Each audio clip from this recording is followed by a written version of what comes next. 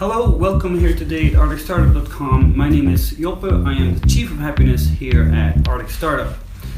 Very soon we have our event Arctic 15 coming up, and since that is partially a networking event, I thought it might be an idea and good time for some tips for you guys. This is not for the people who are already really good at it and have done this many times before. This is for the people who find it a bit more difficult and have questions on like, how does networking work, or how can I make it work as best for me as possible? So how did I come up with these rules for the networking? Because of course I didn't come up with them myself. I was once really interested in networking, and so I started to do some research on how does it actually work. And then I noticed there seems to be two categories.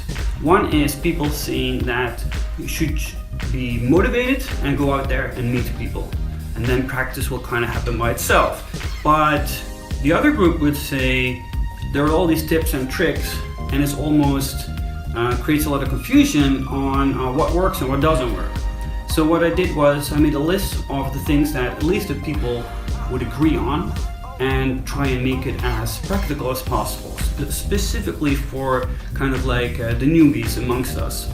First, a short disclaimer. What I'm about to tell you is not dogmatic. These are not universal truths. They have worked for me and they have worked for other people. Therefore, I believe they might work for a lot of people. Having said that, all what I say, if there are only parts that you find useful, use those. If there are parts that you think are complete nonsense, that's of course fine. Then just discard those. So I would like to mention that specifically with events like Slush or Arctic 15, people go there mostly to do sales. So the networking revolves a lot around finding leads and making sales. But I would like to show you guys that there are many more reasons to network. There are many more than that. I will get into that actually in the second part. Networking is more than showing up. There's the preparation, then there's the showing up or action, and then there's the follow-up. And all three are equally important.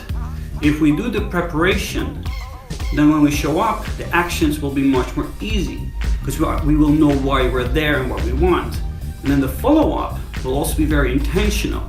You'll know why you're following up. You're not just sending out kind of like random emails or something like that saying like, hey, it was nice to meet you, because you'll have a reason for that.